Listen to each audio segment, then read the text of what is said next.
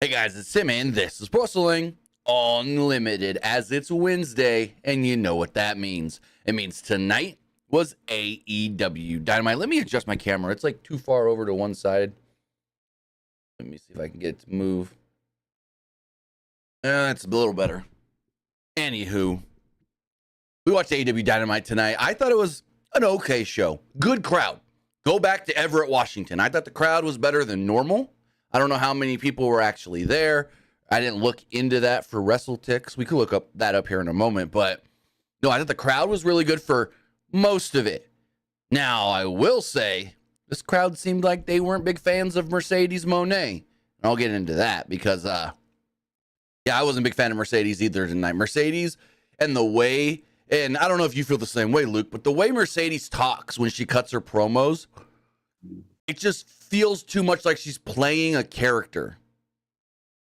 I don't know if you feel the same way, but nothing that she says most of the time. Now, there are times where she'll just start rattling stuff off and it sounds okay. But a lot of times she sounds like she's playing a character and it doesn't sound like genuine how a real person would speak. I don't know if you think the same way about her.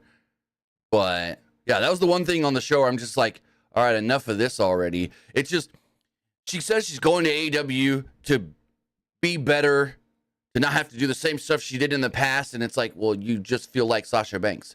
You haven't felt like you've changed any. You haven't felt like you've reinvented yourself. And I don't think it helps that Jen Pepperman's there reportedly writing the lines for her. So literally she has a former WWE writer scripting her stuff for her. So that's just my opinion. It's like you go to AEW and say you want change, and then you do the same thing that WWE was having you do. It doesn't feel different. But Luke, what do you think it's the show? I mean, maybe she's just one of those people who benefits from like scripted stuff. True. Because I've seen some of the stuff she's posted on Instagram. Like the other day, she posted like a inspirational little message thing about mental health and, you know, do good by yourself and whatnot. And it felt very scripted. Yeah, but overall, I thought it was okay. It wasn't great or anything. It was just an okay show. I mean, it did a decent job building stuff up for Double or Nothing, though. Yes, it did. I would agree. But that's what they needed. My whole thing was like, did it really need to go, 10, 13 minutes over the top of the hour? Like, did it really need to? And I may have been a couple minutes behind, so when it ended for me, it was 7. Go for it. That's a big Tony Khan thing that I've noticed. He likes to go overtime. Well, they went more overtime than normal tonight because usually the overrun's 6-7 minutes. Tonight, and again, like I said, I was like a couple minutes behind, so I could have been not as long as I think. But for me, once it ended, it was 7:13 p.m. Pacific. So, but yeah, but Tony Khan did send out that tweet earlier in the day stating that we've gotten a quote unquote significant overrun. And the main event match started like with less than 10 minutes left in the show anyway. So I'm like, oh, this is going to get some time. But we'll get into all of that and whatnot. Someone in the YouTube chat said, hey, Tim and Luke, I was there live tonight at Dynamite, and the crowd was very loud and energetic. Sounded like it. It was one of the better AEW crowds we've seen in a while. I will say that for sure. It was one of the better crowds. Go to Everett again. I don't know if because they've gone to Tacoma before as well. I don't know if if I look on the map, because I looked on the map, because I'm like, why would they go to Everett instead of Tacoma? They've been to Tacoma before. It's like, it's all kind of the same. I would assume if they go to Tacoma, and maybe Krill can let me know, would it be a lot of maybe the same people going if they were to go to the Tacoma Dome instead of where they were tonight in Everett? Because it all seems like not too far from each other, kind of close, you know what I mean? But so yeah, go to that area again. Go up there in the northwest, Seattle, Everett, Tacoma area. It was a good crowd tonight. You're gonna honestly, say they need to come to St. Louis more, because when I was there for Dynasty, that crowd was awesome. Oh yeah. Girl says they were in Seattle, not Tacoma. Maybe I mixed it up with WWE because I know WWE goes to the Tacoma Dome. WWE needs to go to St. Louis more. I mean, we always used to have like pay-per-views a lot, like very often. Now we all we get is like a Raw or SmackDown every year. Randy Orton's back, so maybe they go to St. Louis with Randy Orton. He was gone for a while, but I don't know. Maybe that's why they stopped going to St. Louis for stuff. Who knows? It's all. Let's see. Hold on. I can go. I know we're getting off topic here. Talking WWE. Well, let me see. Is WWE going near St. Louis anytime soon? WWE makes this very easy to find on their website. No, the closest to St. Louis they're going to be is Bloomington, Illinois for a live event on Saturday, June 22nd. That's a 3-hour drive for me. Let's see. Are they going to Oklahoma anytime soon? Let's see, Tulsa. I'll be moving near Tulsa.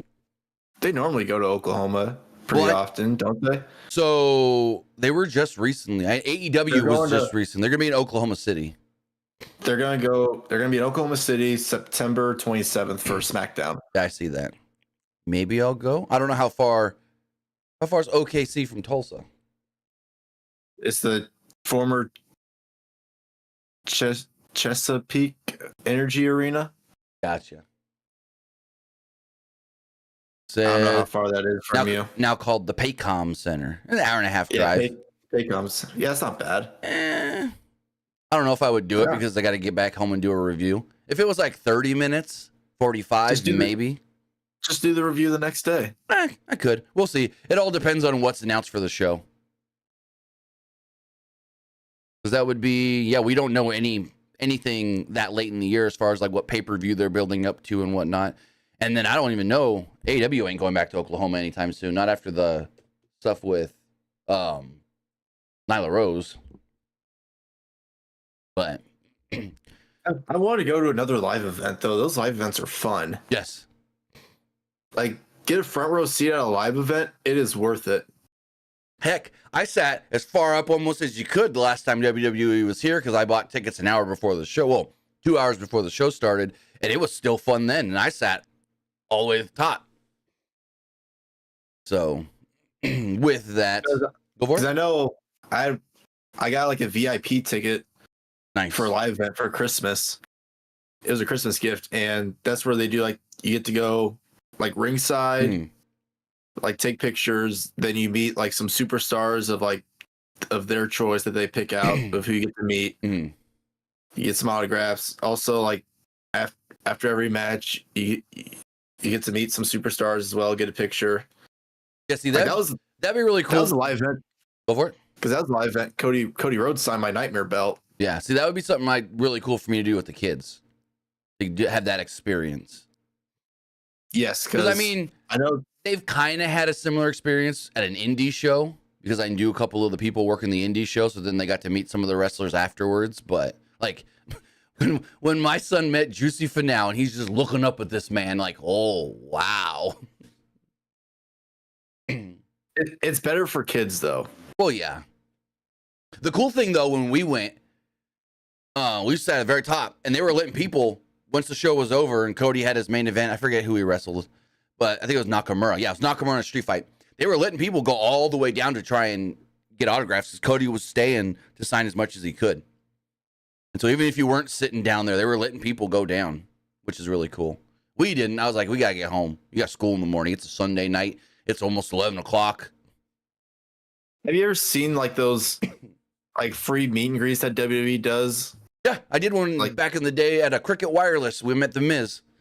Those Cricket Wireless ones. They had one for Cody like after he won the Universal title. Did you see that line? There was like a line like I'll have to find it and send it to you. Yeah, no. There was like we did one with the Miz, and he let my son was maybe 4. He let him hold the Intercontinental Championship for the photo. He's like, "You want to hold my belt?" He's like, "What?" Yeah. So, yeah, no, we've done one of those. I think we did another one. Always do those in like Orlando or something. Well, see, I haven't heard of them doing them more recently. I don't know. But they did another one before with Bailey here locally at our Cricket, but we didn't make it to that one. We went to the show that night, but we didn't make it to the Cricket meet and greet. Usually what they do here is they'll go to a Cricket, they'll have the what what is it? The hip hop radio station will be there.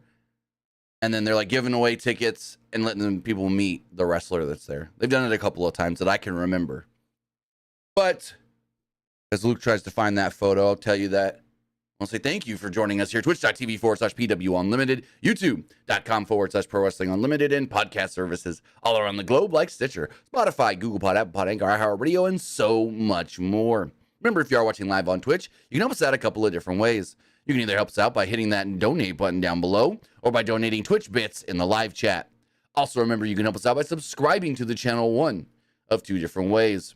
You can either subscribe with a tiered subscription or you can subscribe with Amazon Prime, because remember, if you have Amazon Prime, then you have Prime Gaming. Prime Gaming gives you a lot of cool things like free games, free stuff for games, and you always get one free subscription to any Twitch channel you want to subscribe to throughout the month. And I'd greatly appreciate it if you did right here, Pro Wrestling Unlimited. Also, remember to head over to YouTube and help us out over there. Hit that subscribe button. That way you know when we go live. That way you know when we post new videos. That way you know when we post things on the community tab. Hit that join button. That way you can become a channel member. Even if it's only at the $1 tier, that is greatly appreciated. Whether you sign up as a channel member or you sign up on twitch.tv, patreon.com/PW Unlimited. And finally, if you want to get your comment, question, or concern read live on the air, you can do so by hitting that super chat as well. And finally, head over to the Epic Game Store. Head over to the Epic Game Store and buy something. Whether you're buying a new game, whether you're buying an old game, whether you're claiming a free game or getting bucks for Rocket League, Fortnite, or Fall Guys, use this code right here, PW Unlimited at checkout, and you will be supporting us at no extra cost. Maybe you're going to pre-order the brand new Assassin's Creed Shadows. That game looks freaking amazing. Get it on the Epic Game Store. Maybe you're going to claim the free games, which right now is Circus Electrique and Firestone free offer, or whatever the mystery game that gets announced tomorrow, because now they're doing the summertime stuff where they don't tell you ahead of time what the free game is going to be, and that means it's probably a really good game. And then finally, also, there's some new Star Wars Chewbacca stuff for Lego Fortnite. So go check that out and use this code PWU NLIMITED for all Epic Games and Epic Game Store purchases. So with that, pop back over here. I just sent you that video. All right. On Twitter? Yeah. All right, let me pull that up.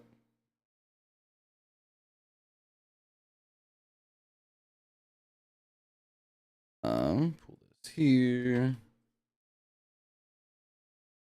I'd probably put it on mute because it has Cody's theme song playing in the background. Good call.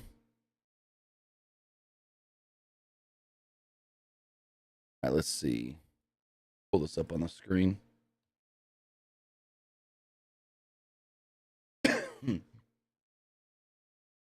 There's this bus. Were they at a Kroger? Is this the one where they're at the Kroger?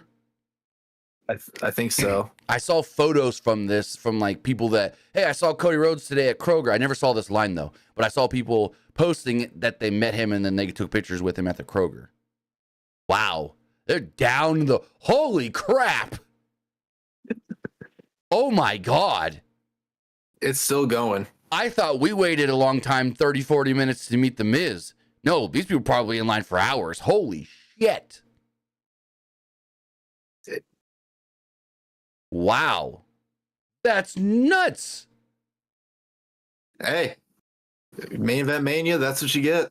You know, you picked the right guy to strap. Put the strap on the guy that's going to get the... Oh, God dang. This person says, bro, there's a line all the way to the damn hood. Then someone comments and goes, for Stardust, I'm good. Hey, Cody said they're two different people. Right. So I think that was... R-Truth was saying, like... Did you hear R-Truth said, like, I beat Stardust, like, so many times, and Cody's like, well, me and Stardust are two different people. Yeah. Or someone else goes, Roman's crying watching this. Well, hey, Roman ain't never doing any of them free meet and greets, so...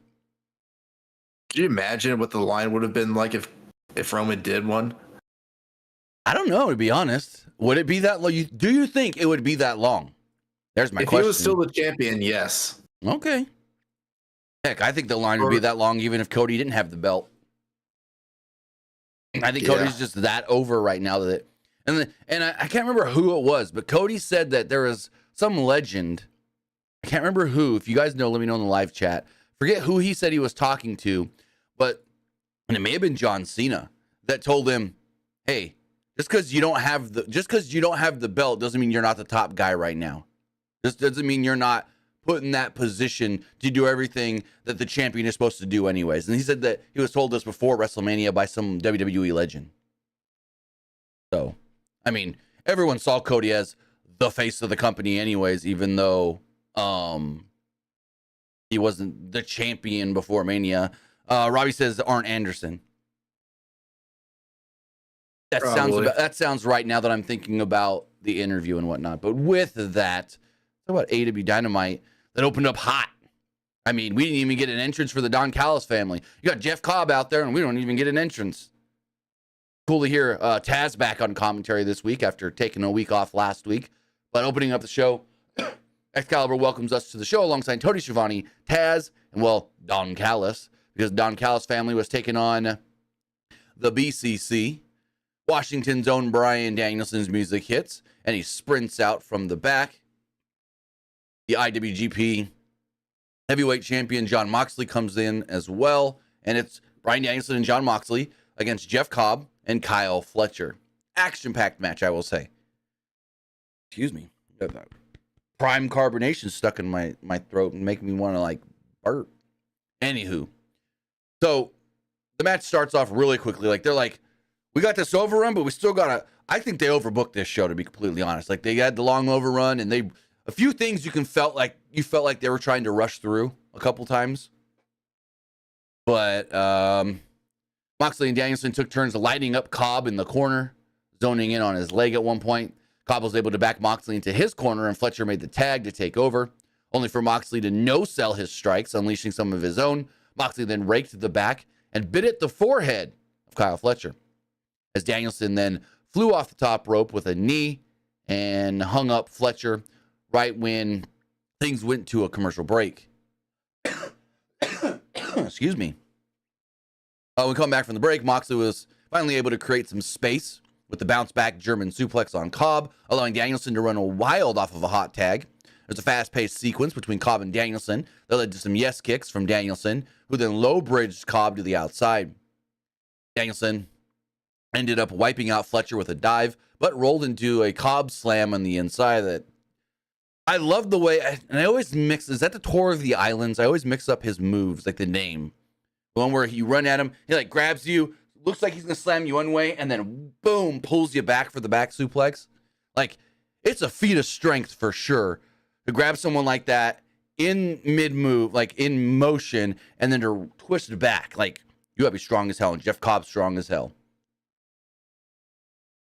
Anywho. I mean, what is that? Oh, where he holds you like this, and he does the boom, and then where you think he's just gonna do a power slam, and then he flings you back in for the back suplex. I think that's called the Tour of the Islands. Actually, let me look that up real quick. Okay.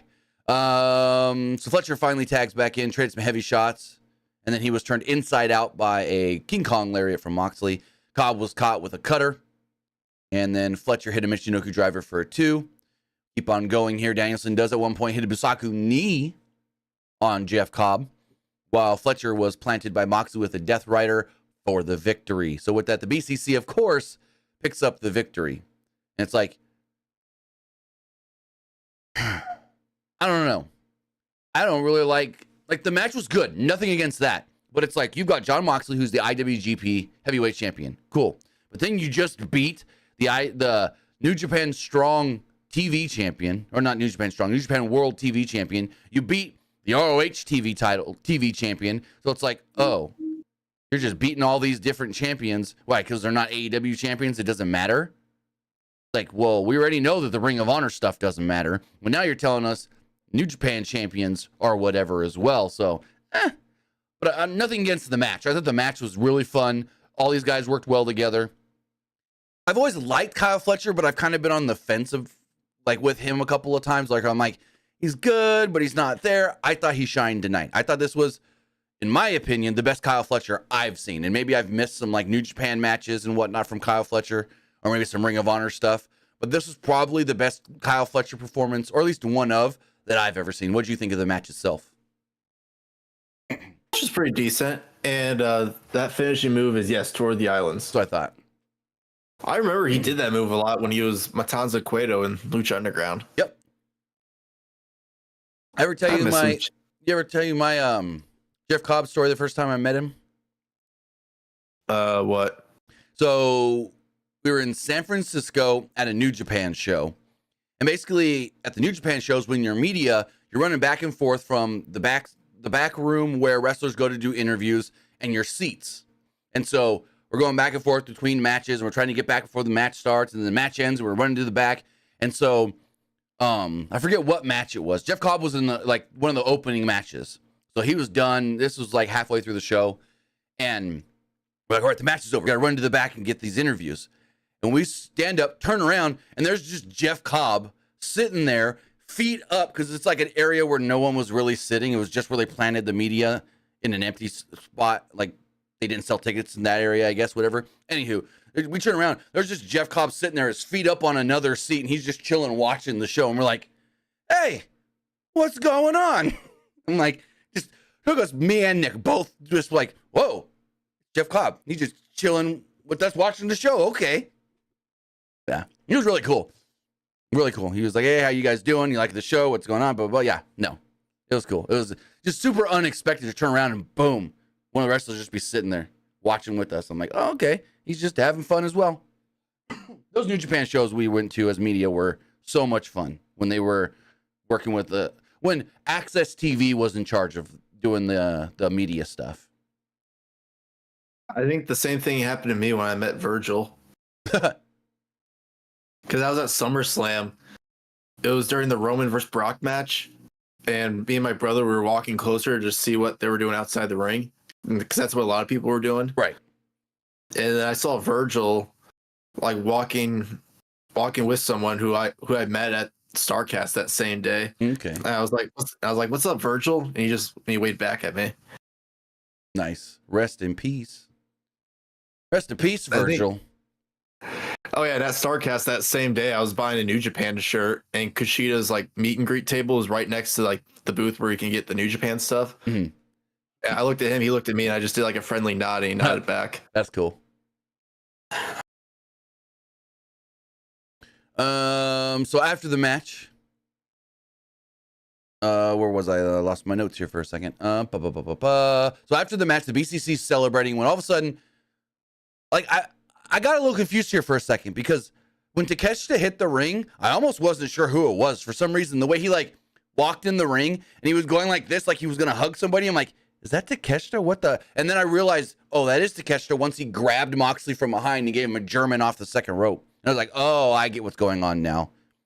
They just threw me off guard the way Takeshita got in the ring all nonchalant, like, friend, I'm gonna hug you. It was weird. It was weird to me.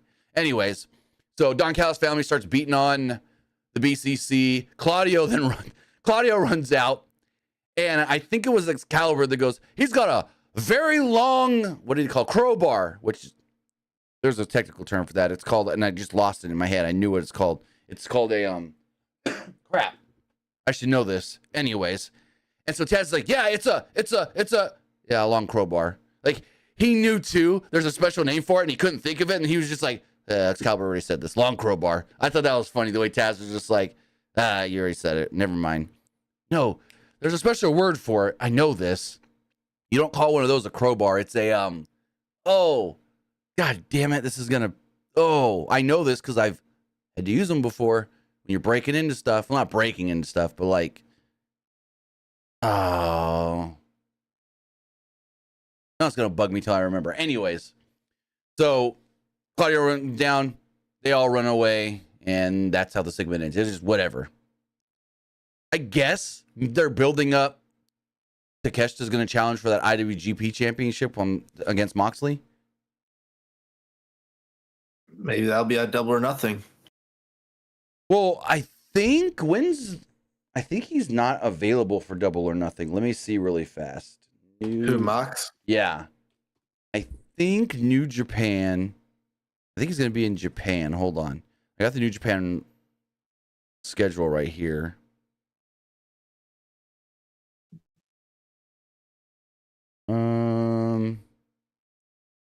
Is he on this card?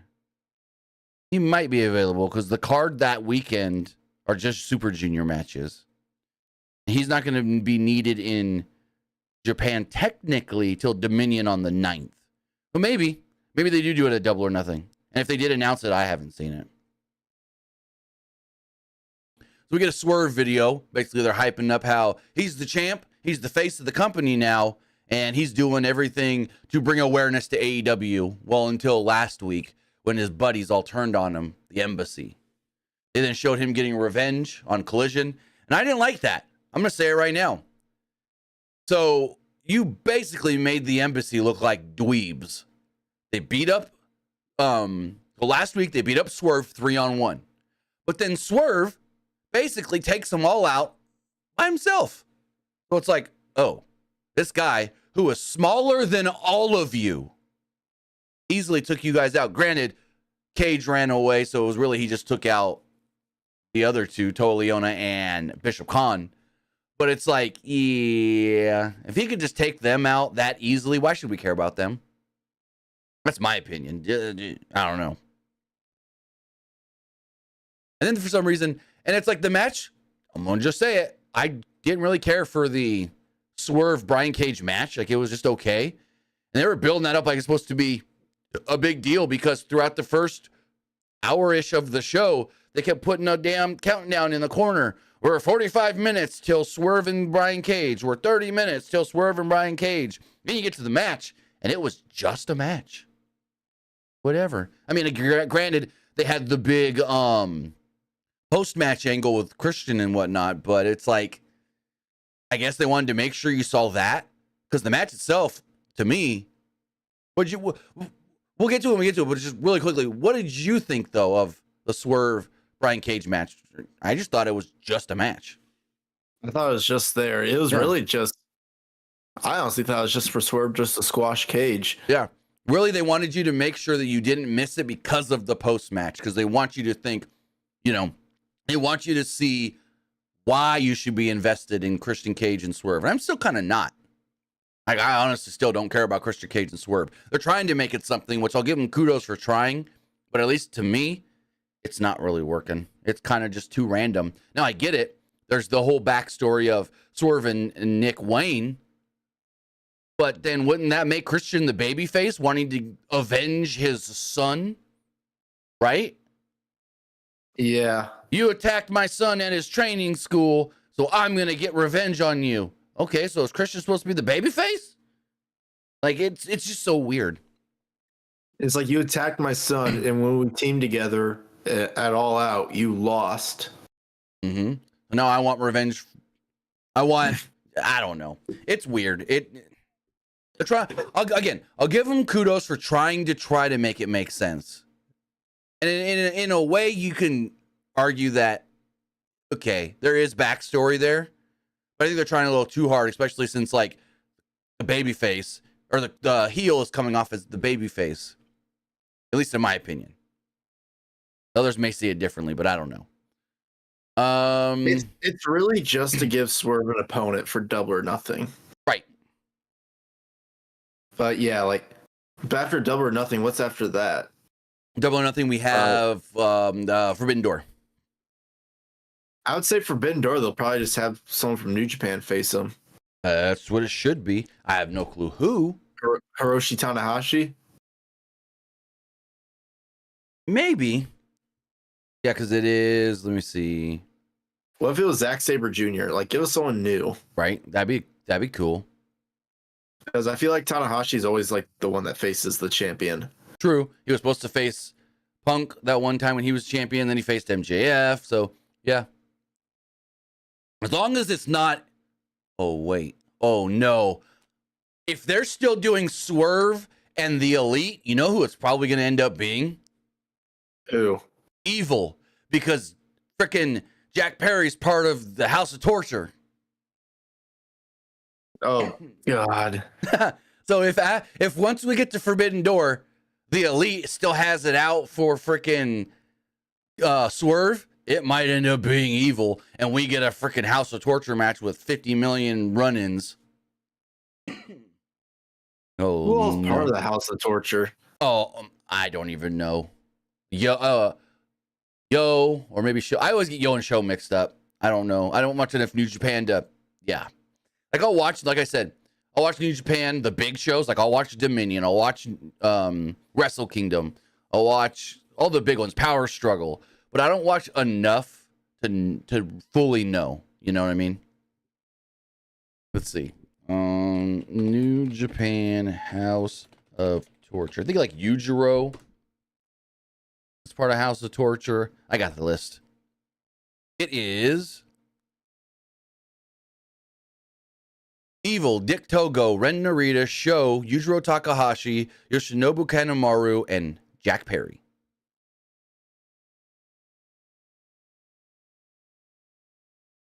That is House of Torture. And every House of Torture match has a bunch of interference. Evil's going to challenge freaking Moxley for the IWGP title.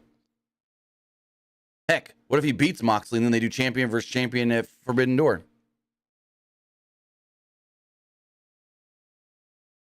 That would be really stinky. I don't hate Evil. I just get bored through like some Evil matches. Yep, most people do. Like Evil has definitely like reached his peak. Yeah. I mean, he was cool whenever it was like Los Inglés de Noble de Japón. LIJ. Yeah, him and Sonata as a tag team. Oh yeah, him and Sonata were a great tag team. But then they made him a heel and they pushed him off, and yeah. Then he was like part of Bullet Club, and then they broke off into House of Torture. So I don't know. It was a whole thing that kind of just they hoped it worked, and they think it's still going to work. I don't know. Or what if they did Tetsuya Naito versus Swerve? That'd be a great match, actually. That'd be a really good belt. That'd be a really good match. Because he's technically their new like big baby face now. True. I think. True. Since Okada's no longer there. Oh, 100% since Okada's not there, yeah. Also, have you seen, speaking of Evil really fast, have you been seeing what Evil says since he beat Tanahashi recently? No. Well, So he said, I'm going to beat John Moxley and become the IWGP Heavyweight Champion, just like I beat Tanahashi and became the president. jeez. Yeah. Anyways, Adam Copeland makes his way out to the ring. Go Wasn't for that it. like a big wasn't that a big Okada? Sorry, I keep cutting you off. Oh, you're but, fine. You're fine. Wasn't that a big Okada move that he wanted Tanahashi to be like the new president? Oh, I don't know about that. But I that's saw that somewhere. That's a legit thing, though. He's the actual president of New Japan. It's not storyline or gimmick. So Adam Copeland makes his way to the ring, but before he can even get off the top of the stage, down the ramp, he gets attacked by the House of Black. They throw him into the ring steps and into the ring, where Buddy Matthews hits him. Jeez, I cannot stop coughing. Hit him with a curb stomp. Brody King them threw some chairs in the ring. Malachi Black then came to the ring, and he took the TNT title and a microphone in hand. As King and Matthews held up Copeland, Black said that he doesn't understand Copeland's facade of who he thinks he is. Why are you playing the good guy? We know who you really are. Black ordered Matthews to take Copeland's wedding ring off, and the commentary is just like, what is he doing? What does this mean? What is going on? I don't understand this at all. Whoa, whoa, whoa. And like everyone's all confused. He puts Copeland's wedding ring in his pocket, and he was able to deliver a double corner chair shot with Matthews before Kyle O'Reilly would run down to make the save, but then was wiped out by Brody King. Black then leveled O'Reilly with the end kick and hit a trifecta of double drop kick cannonballs on Matthews with Matthews and King. He then accepted the challenge for Double or Nothing inside the barbed wire steel cage. So at Double or Nothing, it is officially going to be with the TNT title on the line, Adam Copeland defending against Malachi Black inside a barbed wire steel cage. Should be a good match. I can see these two going out there and killing it and like just beating the crap out of each other. So in that regard, I like it. I'm for it. What do you think? I think Malachi should win. 100%. But I don't think I don't know. I want him to win, but at the same time, I feel like he's not going to. Mm-hmm. Because they probably want to make Copeland like look strong and be like, yeah, I beat every member of the House of Black. Right. But I can see him winning, though. Know. I can see him winning. I can, but I don't think they will have him win. Like, who do you think would actually beat Copeland for the TNT belt? Like, if it wasn't Malachi. That's a tough one. That's really tough. I have no idea. Like Christian, I don't know. They ain't doing the Christian rematch. They've already moved on from that. And they're already having Christian like challenge for the world title. Yep. The world title. Yeah. What? So, oh no. What? What if they had Jack Perry challenge him? The Elite interfered. So they all have belts. Oh Lord. Like they'd be like, you know what, Copeland, you're going to be defending the belt against Jack Perry, and they all interfered. And Jack Perry's the new champion. Yeah, because if they want them to all have belts, he'd either have to go after that title or the international. International one probably ain't happening. Because they're probably going to put that belt on Osprey. You think? Yeah, probably, actually. The way they do it, they'd be like, they're going to put on Osprey and they're going to unify that belt with the world title. Maybe. If that's the route they go, they're not going to have... Well, even if Osprey does win it, they're not going to have him lose it to Jack Perry. No. So, commentary brings up Eddie Kingston's match from this past weekend and his potential injury. And soon as they start talking about this, I go, oh, he's hurt. He's out of the match. Because I expected that if he was fine, they're not even going to mention it. But they did. They mentioned that he was hurt at the end of his match at Resurgence, the New Japan show with Gabe Kidd. Then he was attacked afterwards by the Elite. And they basically tell us that Eddie Kingston is hurt and he will not be competing at Double or Nothing in the Anarchy in the arena. They then show a graphic on the screen that shows the Elite, FTR, Danielson, and a silhouette. And so they kick it to FTR in the back, and they're like, so Eddie Kingston's out, but it doesn't matter. Whether we got to go at him 3-on-4, 2-on-4, 1-on-4, we ain't backing down. Maybe we have somebody else who can help us out already, and this and that, and da-da-da-da. So basically, they teased, because instead of, I would have liked it better if they didn't have anybody there on the graphic. It didn't have the silhouette, because then it would have been like, oh, crap. They really could go into this as a handicap match. But having the silhouette there on the graphic told you there's a fourth person that's going to take that spot. They're not going to do the handicap thing. And so it's just a matter of, well, who is it going to be? Also, between the Eddie Kingston stuff and the FTR promo, there was a wacky commercial because I guess the Young Bucks got their own Reebok shoe that'll be available soon through Champ Sports. You going to buy the Young Bucks pumps? Nah. Do you even know how much those are going to sell for? How much? I don't know. That's what I'm seeing. They didn't say anything. Young Bucks. Because I know we've had Young Bucks shoes in the past. Because like, what's it called? Pro Wrestling Tees did like a line of shoes. They're basically like high tops, and then they screen printed different wrestlers' logos on them. But yeah, I don't see. I'm not seeing anything here with a price. Let me see if I Google it really fast. Young Bucks Reebok shoes.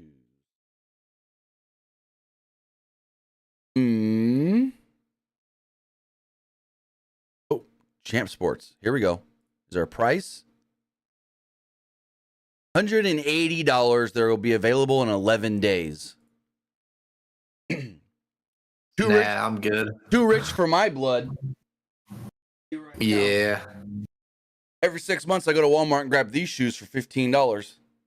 Bing, bang, boom. There we go. Too rich for my blood. I normally just get a $40 pair of dude shoes. Nice. That's my summer shoe right there. The dude shoes. So speaking of the Young Bucks, they had a tag match. It was the Young Bucks against Christopher Daniels and Matt Sydal. This was a quote-unquote tag team eliminator match. You know what that means. It means champions are not losing. So Jack Perry was on commentary drinking a Ric Flair Woo Energy. Healing it up.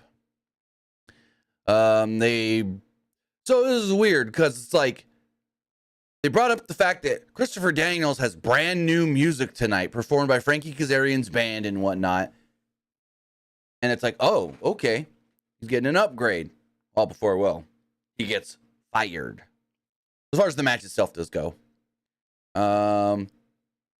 Excalibur pointed out that last time Daniels faced the Bucks, it was in a match where SCU had to disband as a team.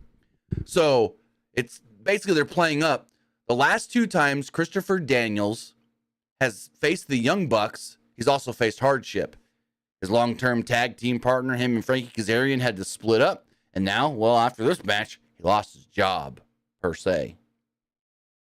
So Sydal and Nicholas started off the match. Sydal was firing off. He got some leg strikes, and he got a good amount of offense on early before tagging in Daniels, and Matthew tagged in as well. And then at one point, Jack just says Matt. And I can't remember who it was, but somebody on commentary was like, you mean Matthew? And he's like, yeah, Matthew. And they're like, I think it was Taz goes, he's part of the Elite. He can call him whatever he wants. I thought that was funny.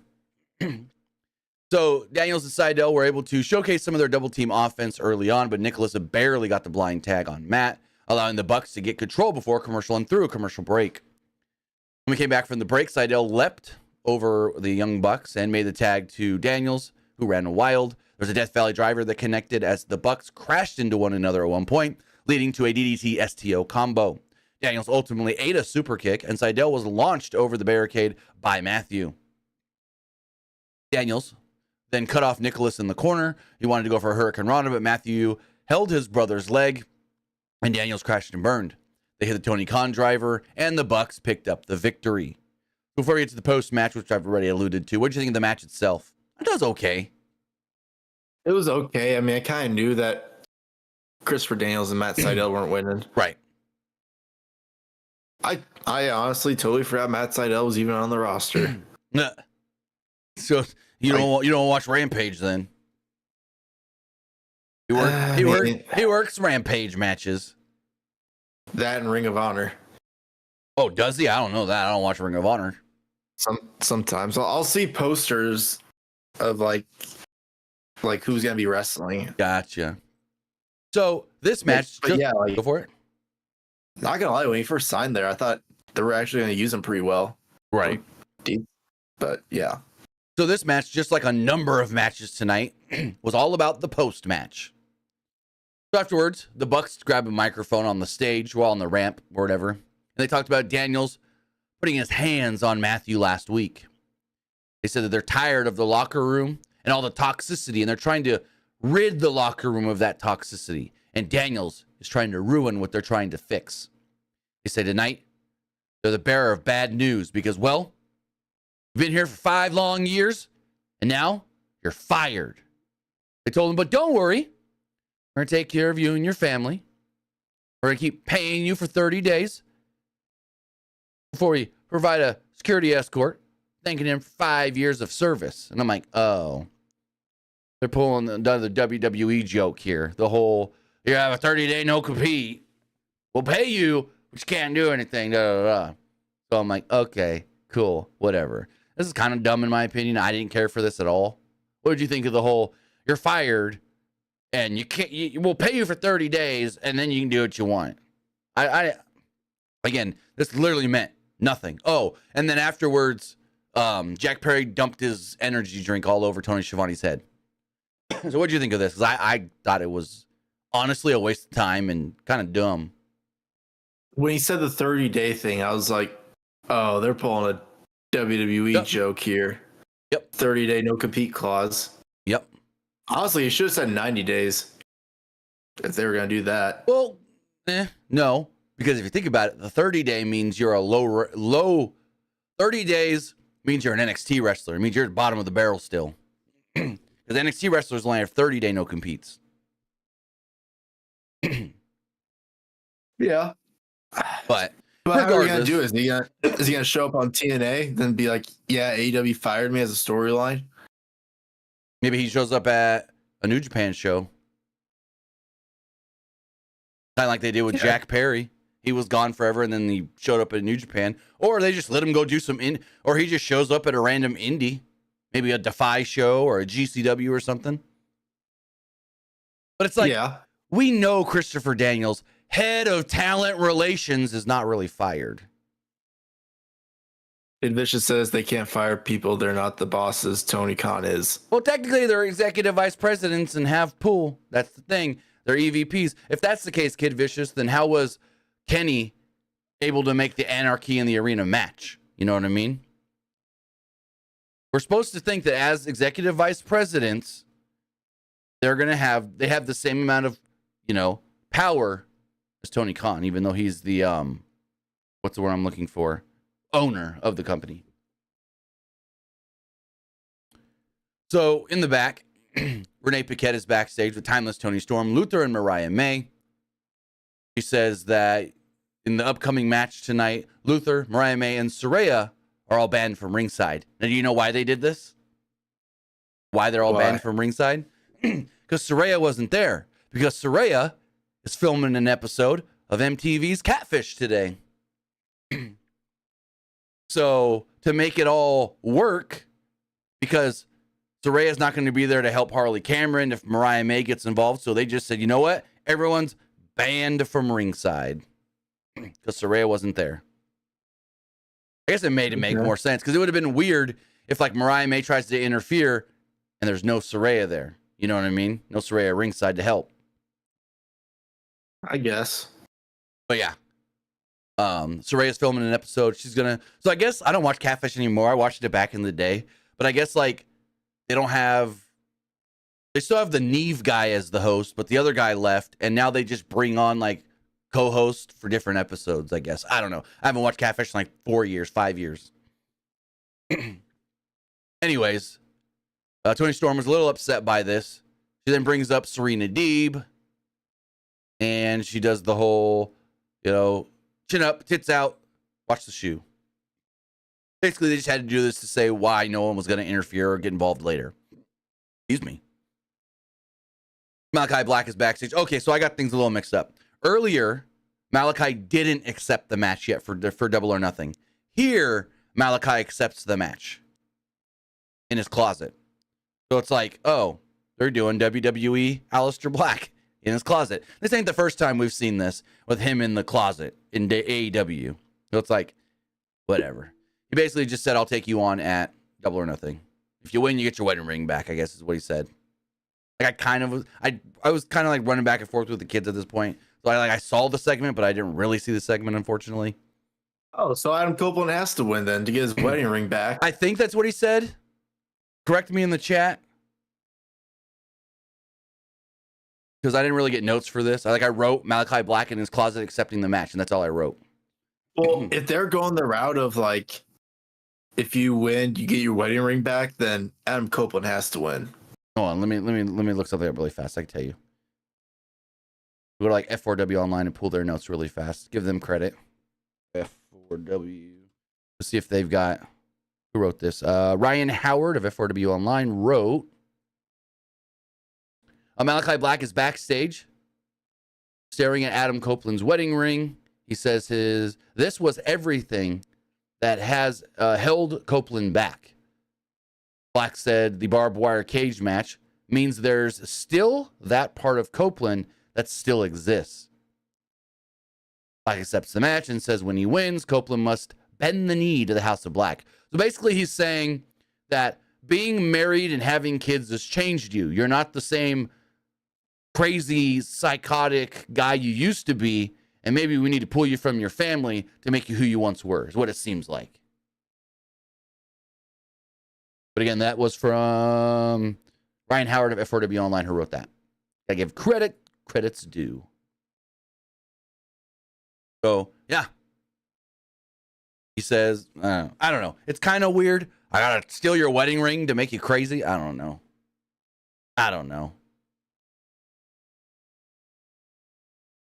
Any thoughts? That's honestly a very like creative storyline. Yeah, kinda. Stealing someone's wedding ring. I mean, But then, what are we supposed to think? The wedding ring is his Undertaker's urn. It's got power over him. You know what I mean? or what if in the match he used the wedding ring to like punch Copeland? Okay. It's just a no because I don't know. It looked like a pretty decent sized wedding ring. Honestly, it didn't look like his normal wedding ring. He usually wears, if I'm paying attention correctly, usually wears one of the normal like smaller silicone rings. It looked like a bigger ring than he normally wears. So, like that's honestly a very creative storyline. I'm surprised WWE never did something like that. Like it is like it's something creative to do for like a mid card thing, right? Like I don't know if I would do it for like a main for like the world title thing, but it's a very creative storyline to do for someone competing for like a mid card title. True. Like take his wedding ring or something like that's actually not bad. I'll give him props for that. Well, no, I've liked this storyline. I did give the criticism of how you gonna do a street fight and not have anybody from the House of Black interfere. Other than that, I've actually liked this storyline. Storyline I haven't really cared for is Chris Jericho and Hook. Hook showed up tonight to defeat Sebastian Wolf in like less than 30 seconds. Literally. The match starts. He hits him with a T-bone, sends him flying, grabs him for a crossface, transfers that into a red rum, and pins or makes him tap. There's nothing. Taz is over here. Hook's pissed off. Hook wants Jericho. He doesn't need this. He wants Jericho. Justin Roberts is making the announcement, and your winner, Hook. And then immediately Hook grabs the mic from him, and Hook's like, Jericho, get out here. You got my FTW title, and I want you now. Jericho and Big Bill make their way out to the ring. Jericho's like, hey, what's going on, everybody? He's doing his whole happy-go-lucky, everybody loves me, sorry, gimmick, whatever. Taz is like, oh, here we go. I'm going to vomit. Jericho said that it's great to have Hook back. But hopefully, he's learned his lesson after hitting himself in the face with the baseball bat. Jericho said that he's so happy to be here, even if he has to share the ring with Hook. Hook said that the spotlight is going to be on Jericho because he wants everybody to see when he beats him to get back his FTW title. Jericho said that this isn't the time for fighting. This isn't the place. We need to have a teaching moment. And I think, and I didn't see when they wrestled last week or whatever, was that new music and new graphics? It says the learning tree, and it's got like the tree on the, I think that's all new for this week for Jericho. Because like when his music hit, it goes, I'm the learning tree. And then I thought it was like welcome to the learning tree. Oh, maybe that's what it was. But it was like something the learning tree. It's the Chris Jericho learning tree. Something like that. It can't be, but it's supposed to be over the top on purpose. Do you think that he would add anyone else in the group with Big Bill, or I would call him W Morrissey? I would hope. Oh God. If he's starting another group, I would hope it's more than just a tag team. Him and Big Bill. Oh God. What if they added Ricky Starks? I was just about to say, no, Ricky. Not Ricky. Ricky, who else? You see Ricky's interview today with What Culture? I did not see that. Basically, they said, where have you been? Why have you been working? He goes, I have no clue why they're not using me. I'm not hurt or anything. He's like, I haven't been hurt. So he has no clue why he's not on television. He literally said, I have those words. I have no clue. Anyways. I'm looking at the roster right now. Who else they would like potentially add? Oh, Lord. Let's pull it up. AEW roster. Lee Moriarty? No, he's part of the Shane Taylor Promotions. He's already in effect. Lee Johnson? Yeah, maybe. Why is this? Here it goes. The reason Jake Hager.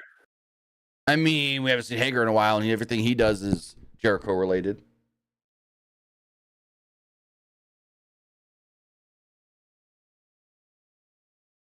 Brian Keith, No, that wouldn't work. AR Fox, Nah. Action Andretti. Well, he's a top flight, so they got a thing going there. Oh, Yeah, but like Josh Woods. I thought he was with Tony Nese. Had them both. I guess. Well, Kip Sabian. Maybe. I wouldn't hate it. It's like, what the hell are they doing with him? Hey, Scorpio Sky's coming back soon. They played I'm coming back video for him on Collision. Totally forgot about Scorpio Sky. Most people did. Because last time he came back from an injury, he was injured like literally like that next match or like the second to next match. Sammy Guevara. Guevara and Big Bill as a tag team. I wouldn't hate that at all. I wouldn't hate it. I mean, you gotta do something with Sammy, I guess. Right? That means another one. It's like he's not suspended. He's not hurt. Why aren't you using him? So many guys on the roster. Anyways, basically, crowd starts chanting, please retire. And Jericho goes, I know you want me to retire, but I'm not. He then tells Hook, you want a shot at this title? We're going to have to earn it. On Collision, we're going to do qualifying match. And you're going to have to win that to get a shot at the belt. Hook said that it sounds great. Then bonked Jericho on the head with the microphone. Big Bill attacked, and the numbers were too much until, well, the wrestler, Katsuyori Shibata, would run down to make the save. Big Bill and Jericho bailed, and Jericho was shown bleeding from his head from, I guess, the microphone shot. But yeah, we'll know on Saturday if, quote unquote, he gets the shot. Yet, as we learn later, Shibata wants Jericho too.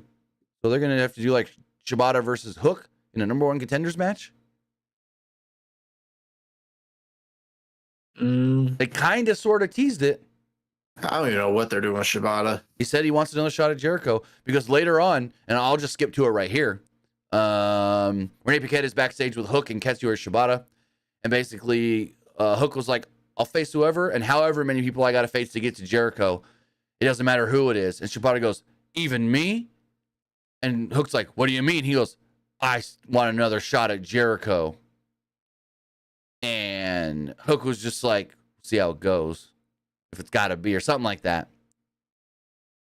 Hook said, if that's what it's got to be, it's got to be. And then he walked off. And they kind of agreed with each other, like, okay. They both want Jericho. I don't know. So moving forward, we got Swerve Strickland versus Brian Cage in an AEW title eliminator match. So again, like, the match wasn't bad. I wouldn't say I didn't like the match. I just felt like they didn't do anything in this match to make me care. It was more of just like, it felt like a match that they were just trying to get through. They both worked well together, but it really felt like something, it was more of, we just got to get through this to get to what's next. The post-match. So Strickland wasted no time attacking at the bell with a charging double knee as he low-bridged Cage to the outside and tried to dive. But Cage caught him with a suplex, or in a suplex position. Strickland landed on the apron and hit a pump kick before delivering a double stomp to the arm of Cage. Strickland then tried wrapping Cage's arm around the post, but Cage used his good arm to post Strickland and gain the control. Cage then wanted his suplex from the apron to the inside, but Strickland snapped the arm and hit a flatliner for a 2. Taz did bring up how Cage is a former FTW champion, along with Hook, Jack Perry, and himself, but didn't mention Ricky Starks for some reason, which was weird. I don't understand why he would mention it at all. Anyways, it's not pertinent to the story, but then not mentioning Ricky makes it very interesting, which I don't know why he would say, I'm a former FTW champion. Cage is a former FTW champion. Hook, Jack Perry, and then not mention the only other one, Ricky Starks. So when does his contract expire? I know Tony Khan said Ricky, I have no clue. He said back in March that he's still under contract. I don't know. I haven't heard anything. Let me see something really fast. I can tell you. Hold on. I can see if. Let me look here really fast.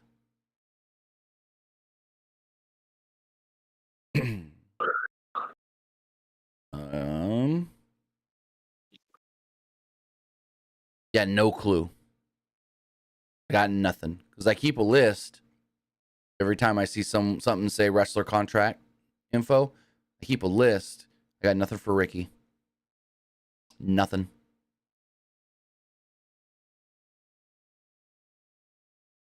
So I wonder who the next wrestler would be to leave AEW. To leave, I don't know. or like their contracts would be up, but like they would both like mutually agree to part ways. Well, I don't know if he would leave, but I know Shane Taylor's contract's up like early summer. I don't know if he would leave or not, but as long as Shane Taylor was working Ring of Honor, he's probably gonna stay. So I will say I do know. I can say this: Dustin Rhodes' contract's up in September. I can see Dustin Rhodes possibly leaving. Yeah, his contract's up in September, along with Bryan Danielson. But Danielson ain't going nowhere. He'll stay on. He's not going to sign. He's not going to be a full-time guy after this year. But he'll stay on and still work with the company, I believe. But those are the two that I know, 2024. Well, the three. Shane Taylor, Bryan Danielson, and Dustin Rhodes. Their contracts are all up in the next couple of months, really. So as far as back to this match, we come back from a commercial break, and Cage connected with an impressive suplex from the apron back in the ring. It's like, man, he tried that 4 times before finally getting it. Like, come on. No. Strickland then dodged a powerbomb, sent Cage into the corner with a haluva kick style move right to the hurt arm. At one point, Strickland attempted a rolling flatliner, but ate a Cage pump knee. Cage wanted a Weapon X, but Strickland rolled through into a short arm scissors, only for Cage to power up into a buckle bomb. Strickland avoided the drill claw, fired off an uppercut and a headbutt as Cage fell to the apron, hung in the ropes, where Strickland then connected with a slingshot double stomp. Back inside the ring, Strickland hit a 450, but Cage kicked out at 2. Cage dodged a big pressure and hit a pop-up powerbomb for a 2 of his own. Cage then again wanted to go for the drill claw, but Strickland fought out and got a 2 after trading some moves. Cage then wanted another pop-up powerbomb, but Strickland got just enough to get out of it and hit a double stomp before snapping back the injured arm of Cage, hitting him with a house call, and pinning him to pick up the victory. So before we get to this very big post-match angle, what do you think of the match itself? Well, the match was pretty good. Same. Like, I thought the match was good, but also you can tell it's like this match doesn't mean anything. You know what I mean? It really didn't. So what really meant something was the post-match angle. There was like 3 or 4 matches on this show where it was all about the post-match. And they do that a lot in AEW. Post-match beatdown, post-match beatdown, post-match beatdown. So Strickland threw 2 chairs in the ring. I guess he was going to go after Cage with them before the other Cage, Christian Cage, came out. He walked down with Mother Wayne. Nick Wayne then appeared behind Strickland and delivered a low blow as Killswitch then ran in for a pump kick for good measure. Nick then showed a family portrait of Strickland and his family. I don't think is he married? Is that his wife and daughter? I don't know, because he says your estranged daughter. Does he not see his daughter? Is it Strickland? Because the family photo was of Swerve, his daughter, and baby mama. Is it baby mama or is it wife, girlfriend? What? I don't know. Because Christian later called it his estranged daughter, which means you don't see your kid. You're an absentee. You call him an absentee father. Anyways, Christian. Unless it's his fiance, but they're not like married. Maybe. I don't know. Anyways, he has a girlfriend. I think Jessie Alaban, Gotcha. A former NXT pro wrestler who performed under the ring name Jesse Camilla. They've been dating since 2020. Gotcha. So he has a girlfriend, I believe. Well, his daughter's way older than 3 years old, it looks like in the picture. Apparently he has 3 kids. Jeez. I don't know. Unless he was married and divorced. I don't know. Maybe, or just baby mama. I don't know. That's not my business. It's just for the for story-wise purposes, I wanted to know because he called him, he said you're a strange daughter and he called him an absentee father, basically saying you never see your kid. So for storyline purposes, that's why I wanted to know. It's his personal business, but they brought it up in the story and it kind of, you got to know for it to make sense if you know what I'm saying. Anywho, also, yeah, Jessie Elabon. I remember her from NXT. She didn't do much at all. Anywho, I don't even remember her because I didn't really watch much NXT in 2020 because yeah, she didn't do much. of the COVID. Anywho, so they smashed a family photo over his head, started bleeding from it, and Christian said, "You're an absentee father. This is your estranged daughter. Maybe she needs a better father." Cage then wiped Strickland's blood on the face of on the family photo, and said, Cage said, "Tonight, he took Strickland's blood, and at Double or Nothing, he'll take his world title." He basically said, "You took things from my son, now I'm going to take from you." Cool. At least they're trying. It's not just like, the Bucks picked Christian. At least they're trying. I'll give them that.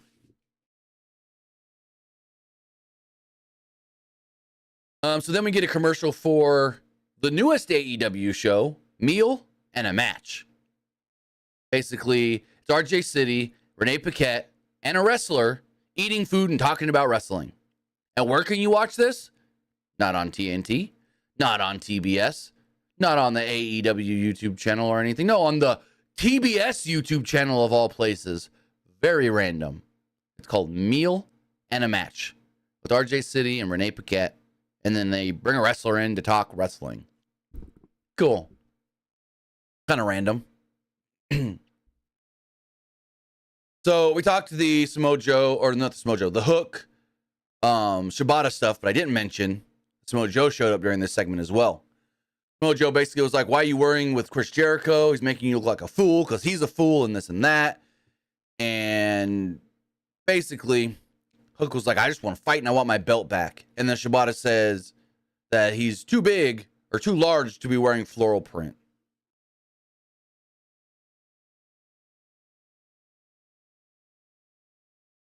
Then we had Toni Storm versus Harley Cameron. It was okay. I mean, it wasn't great. Crowd was kind of into it. After an aggressive start go for it. I thought it was just there. Oh yeah. After an aggressive start by Cameron, Storm was able to work a headlock takedown before Cameron regained control with a knee strike. Cameron then charged, but ran into a Thez press by Storm, who launched Cameron to the outside with a hip attack. Serena Deeb was shown at the top of the ramp watching and distracted Toni Storm long enough for Harley Cameron to take the advantage. And also, here's my thing with this match. They called it a grudge match. They said that it was a grudge match because Toni wanted to get, or Harley wanted revenge on Toni. I don't know. But if there's going to be a grudge match based off of the Harley Cameron Mariah May match, then wouldn't it be Harley Cameron and Mina Shirakawa?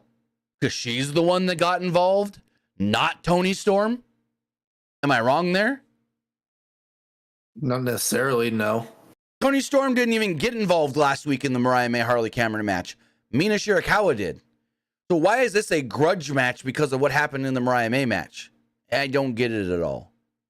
Again, AEW trying to make things something that it's not because their storylines and their booking are half backwards. After the break, you could tell that the crowd was behind Toni Storm. She mounted a comeback.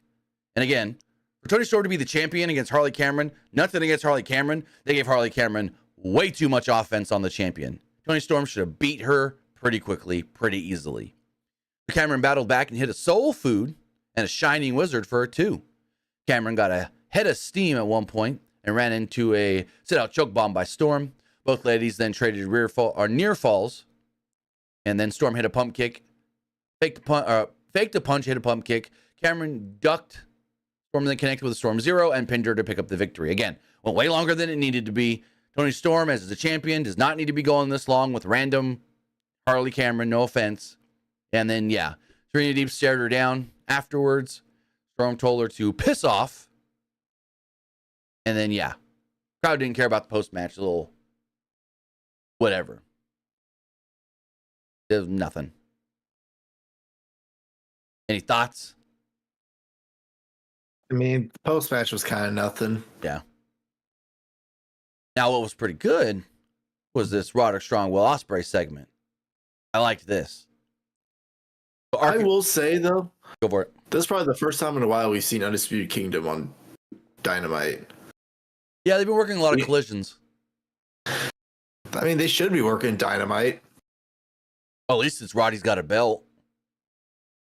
Roddy's got a belt, and I guess you could say Adam Cole is, I wouldn't say he's cleared, but he can walk. Right. So, Arcady Aura, I always got to like look at her name to make sure I say it right, because no offense, it's not like a normal name that you hear all the time. It's like I always got to read it, like look at it to make sure I'm saying it right. Arcady Aura's backstage with international champion Roderick Strong and Will Osprey, who will be battling for the title at the pay-per-view. Osprey says that he got a sour taste in his mouth after what happened to himself, courtesy of Shane Taylor.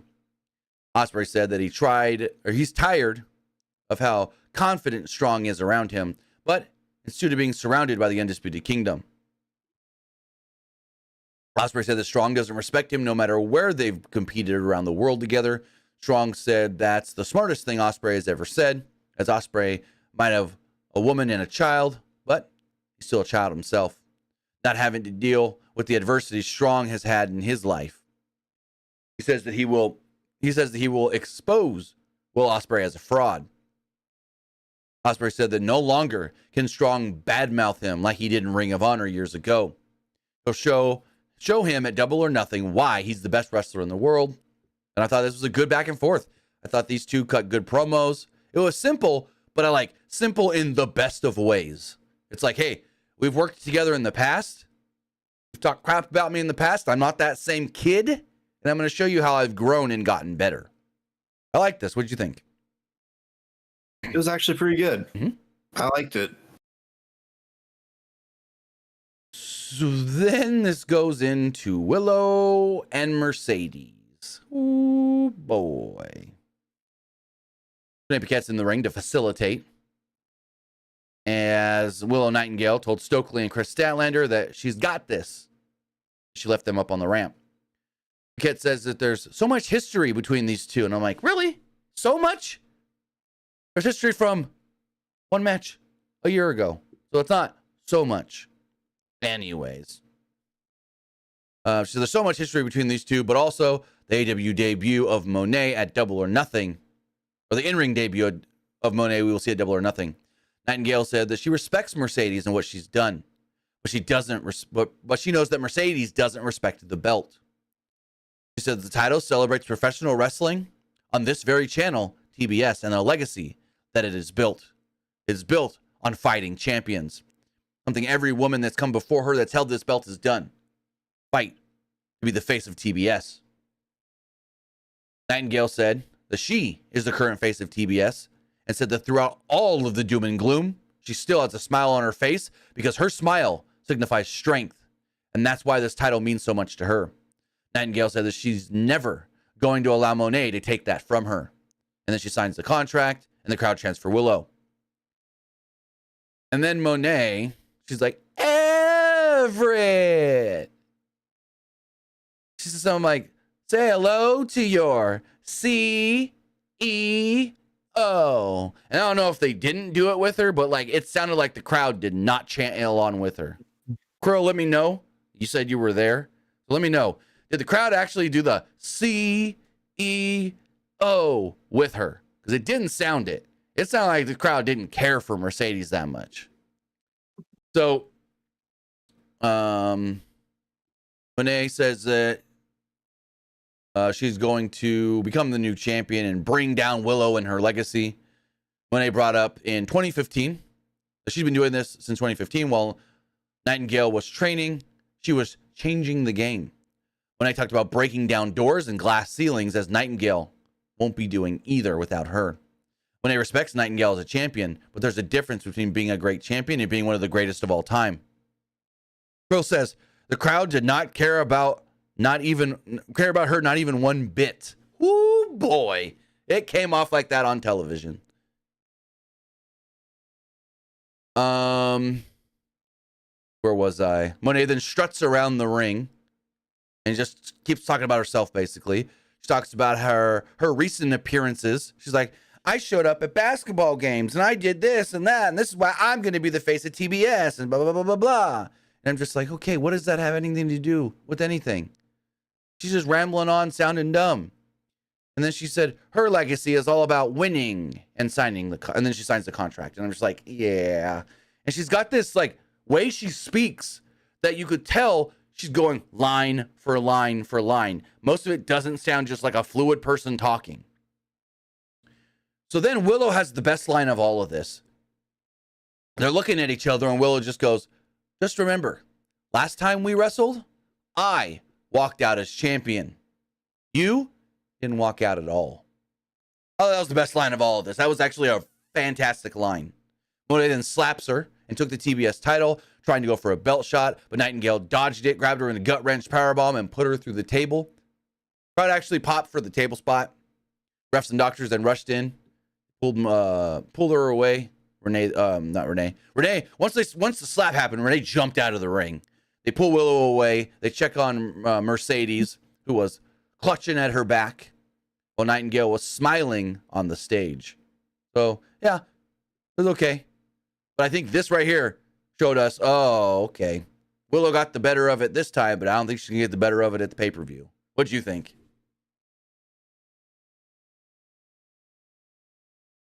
I will say Willow got the upper hand, but I do feel like Mercedes is probably going to win at the pay-per-view. I have a feeling. Because I guarantee you, if she loses, she's going to start complaining, like, why didn't I win? Maybe. I don't know. Maybe. But also, it's her first match. You have to have her win. That's what I was going to say. You can't beat her in her first match, and then it's like, oh, what are you paying her for? I mean, as Krill said, crowd didn't care for Mercedes at all. We've already seen that whatever this investment Toni made to get Mercedes may not be working. It may not be working. She's not helping with the ratings. Crowds aren't caring about her. It's like, yeah, we saw Sasha Banks already. You're supposed to come here and change and be different, and you're not. She's the same. She really is. 100% the same. Other than she can't say boss, so she says CEO. I mean, at least when Moxley left WWE, he became different. Oh, yeah, he did. That's an understatement. Like, who else was like a big wrestler who left WWE and became different? Danielson, he got more aggressive. Danielson, yeah. Claudio, he got to show more of his power and aggression. It's more of like guys got to do more. So we haven't seen Mercedes in the ring. So that's going to be something. We don't know what style she's going to work in the ring. Character-wise, it's the same character. But like when we see guys leave WWE for AEW, it's more because they want to come to AEW to have that more indie style match and be able to do moves that WWE is not going to allow and be more aggressive in the ring and bleed. I was trying to think. What about Matt Cardona? Matt Cardona is just completely different. He's changed it all up. I mean, he still does like sometimes the radio gimmick, like the internet title. I know he has that still, but he became more aggressive though. Oh, well, yeah. He's the deathmatch king now. Yeah. So what about go for it. Steph D. Lander? You can't really say much about her because like Persia Parada in NXT didn't really do much other than she was Indy Hartwell's friend. That's like all she was. She was Indy's friend. We never really saw her do much of anything. Swerve got more aggressive and crazier. Swerve became what he was before he was in WWE, like his Lucha Underground character, kinda ish. Swerve is one that's benefited for sure. Who else? I'm looking at the AEW roster. I mean, Adam Copeland, but I feel like Adam Copeland hasn't changed too much. No, Adam Copeland's the same. Christian Cage, I know his promo has gotten better though. Christian was more of the TNA Christian, I would say, which when Christian was in TNA at that time, he was one of my favorite wrestlers. I will say that. I loved TNA Christian when he had AJ and Tom Coe with him. But anyways, this leads to our main event. Go for it. I remember his debut in TNA. Team Canada tried recruiting him. Yep, I love that. I thought that was great. I mean, it fit. It was perfect. It was perfect, and didn't he turn them down? Yeah. Since Saturday says Toni Storm changed. Well, Toni Storm changed a couple of times. Toni Storm became what she was before WWE, and then really changed her whole gimmick. So, yeah, Toni Storm's had a couple changes. I almost forgot Athena. I feel like Athena in the ring, not much different.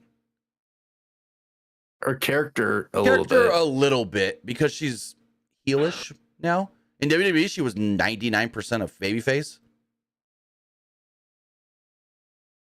I feel like Athena didn't change much other than like the whole minion gimmick. But at the same time, how are people supposed to know if Athena changed or not? They never show her on Dynamite or Collision or any AEW stuff. She's just stuck over there in the wasteland known as ROH.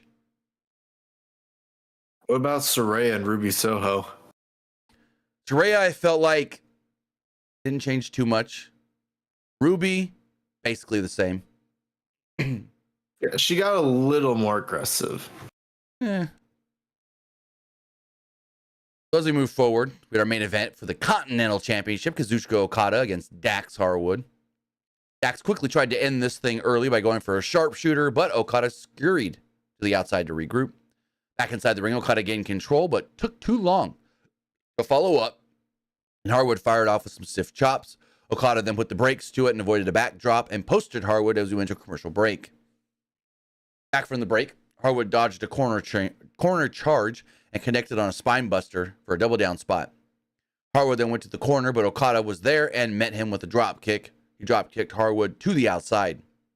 Okada delivered a running boot against the LED dashboards and followed this up with the signature draping DDT off the barricade. At one point, Okada wanted to go for the Rainmaker, but Harwood collapsed. Okada tried again, but Harwood ducked and fired off a rolling German suplex. Both traded heavy shots before Harwood delivered a dragon suplex. Harwood again tried for a sharpshooter, but Okada kicked out. Okada got up and kicked out, and Harwood was thrown into the corner. Harwood then fought off a tombstone attempt and hit a tombstone piledriver of his own, but Okada then countered into a air raid crash, neck breaker for a 2. The two kept going at it, trading big moves. There was a couple roll-up attempts. Okada then tried to follow this up with a top rope elbow, but Harwood cut him off with a big superplex. Both then rolled to their knees and traded headbutts, forearms, and chops as Okada tried a discus lariat, but Harwood connected first. Harwood wanted his bounce-back powerbomb, but Okada floated over, and both traded near falls. At one point, Okada wanted a Rainmaker, but Harwood spun out, swept the leg, and sank in a sharpshooter. Okada used his size to his advantage. He fought to the floor. He grabbed the Continental title, and Harwood threw him back into the ring. The referee took his time trying to get rid of the title, but with the attention turned, Okada kicked to the ropes while Harwood was there, basically like low blowing him with the ropes, hit him with the Rainmaker, and picked up the victory.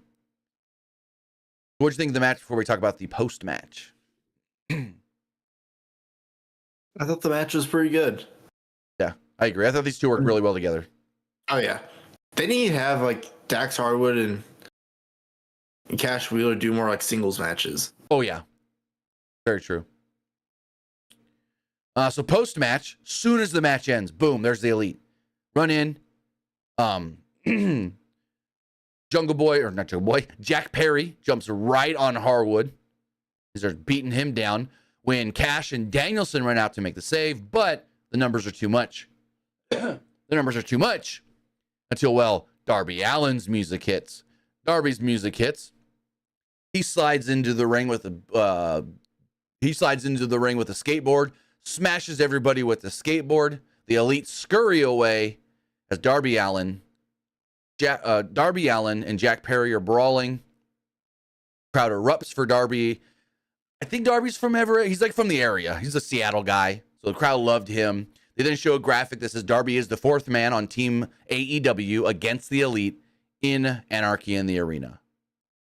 Also, Krill says, after Dynamite went off the air, the crowd was chanting, "He's not guilty" at Cash Wheeler and "Fuck that bus" at Darby.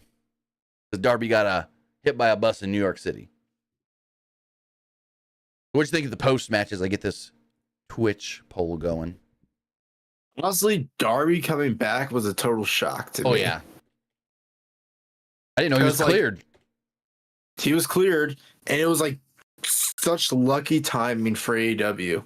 Now my question is this just like a change, or was there always supposed to be a Darby's going to get put in this match and someone's going to have to get pulled out kind of thing? You know what I mean?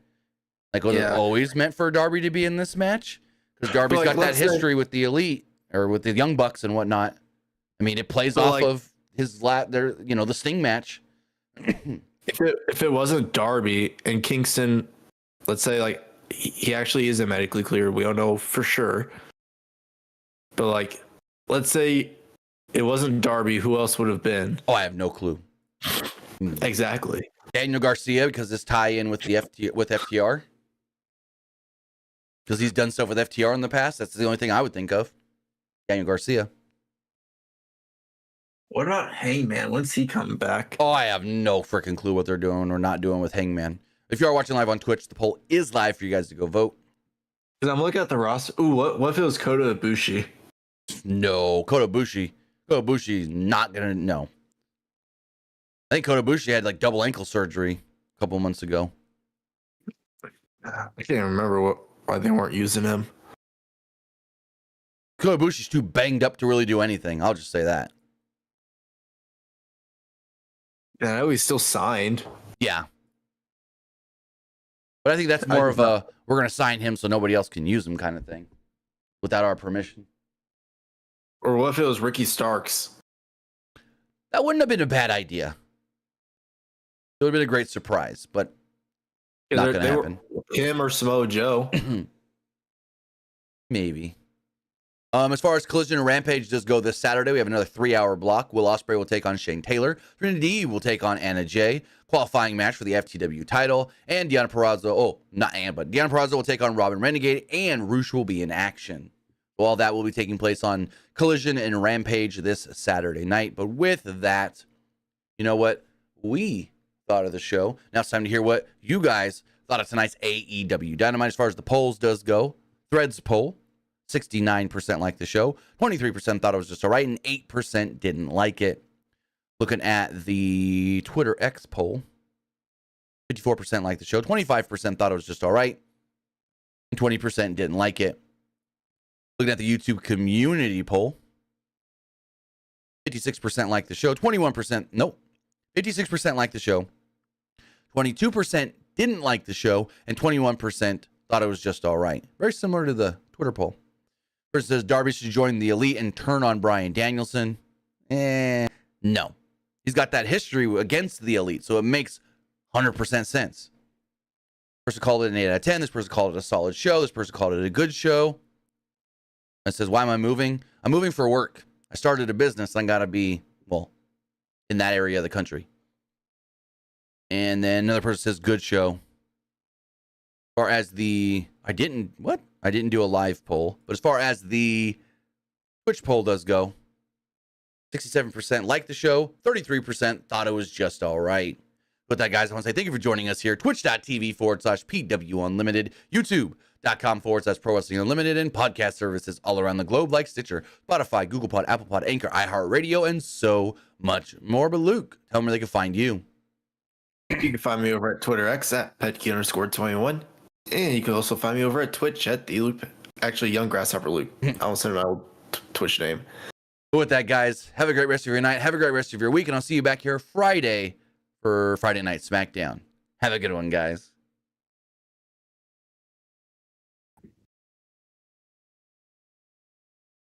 All right.